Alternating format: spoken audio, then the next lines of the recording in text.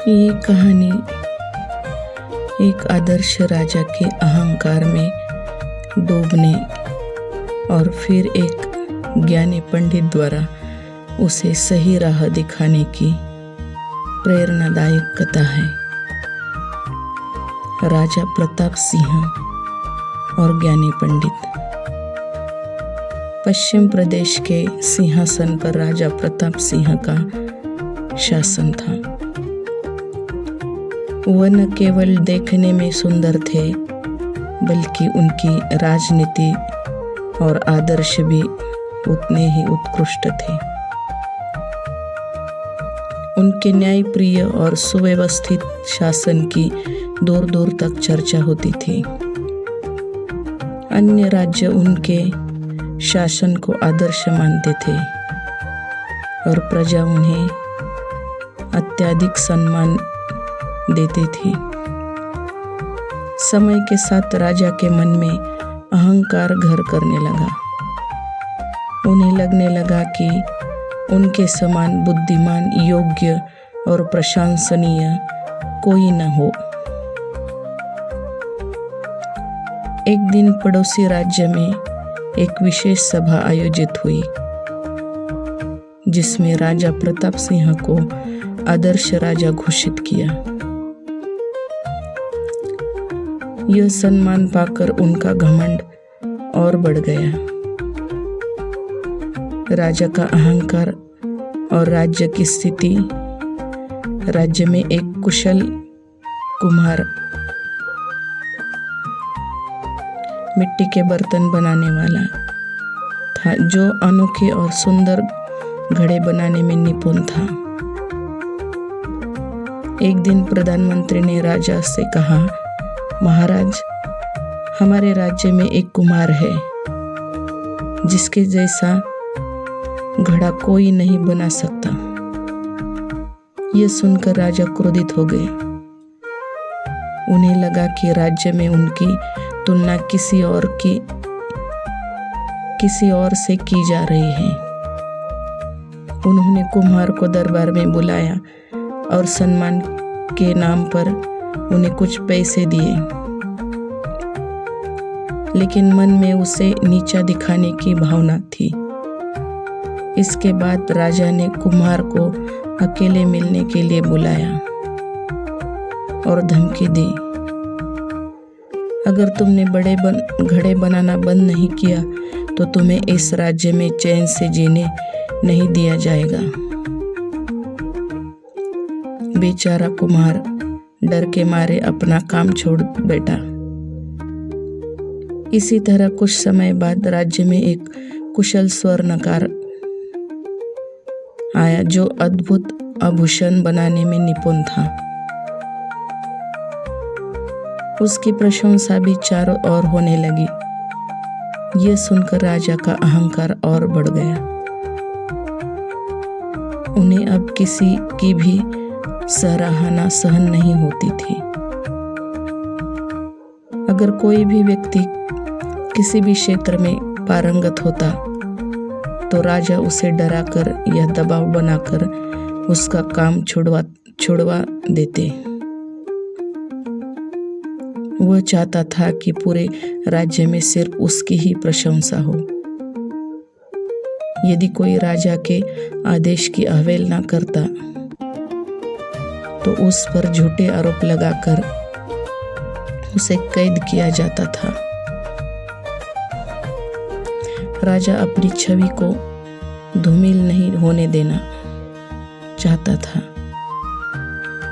इसलिए वो बहुत चालाकी से हर उस व्यक्ति को दबा देता जो प्रसिद्धि प्राप्त करता। ज्ञानी पंडित का आगमन। एक दिन एक महान ज्ञानी पंडित राजा के राज्य में आया। वह अपने गहरे ज्ञान और प्रवचनों से लोगों को चकित कर देता था। प्रजा ने उसके विचारों को बहुत सराहा। जब यह बात राजा के कानों तक पहुंची तो वह क्रोधित हो उठा। उसने पंडित को चोरी के झूठे और मैं बंदी बना लिया और एकांत में बुलाकर कहा, मुझे इस राज्य में किसी से कमतर कहलाना पसंद नहीं।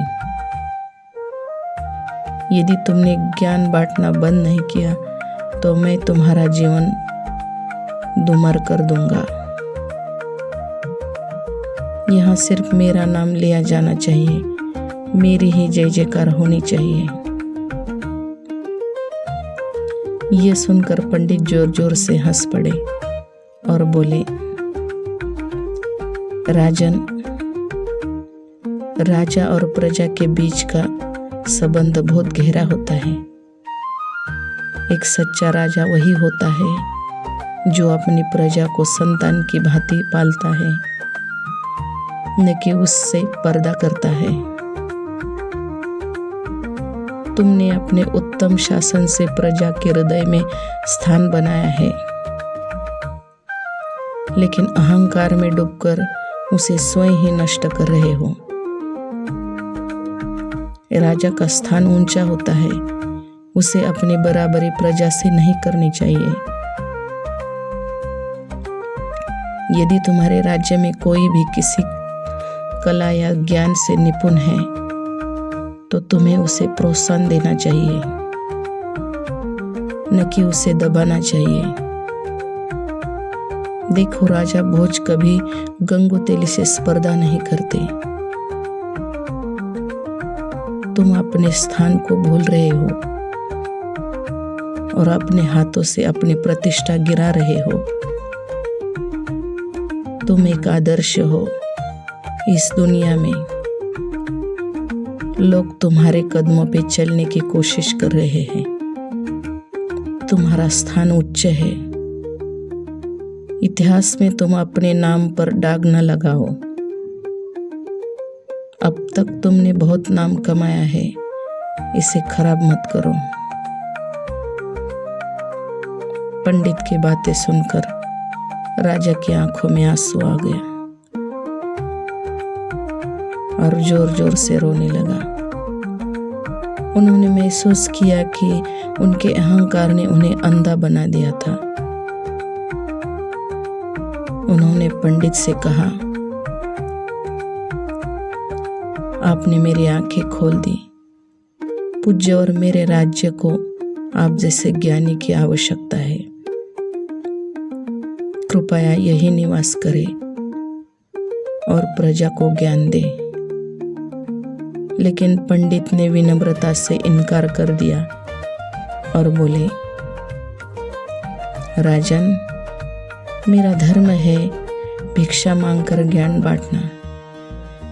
मैं किसी एक स्थान पर नहीं रुक सकता। मैं आपके उज्जवल भविष्य की कामना करता हूँ। आपकी प्रजा आपको आदर्श राजा मानती रहे और आपके राज्य का आदर्श संपूर्ण संसार में फैलता रहे। ये कहकर पंडित जंगल की ओर चले गए।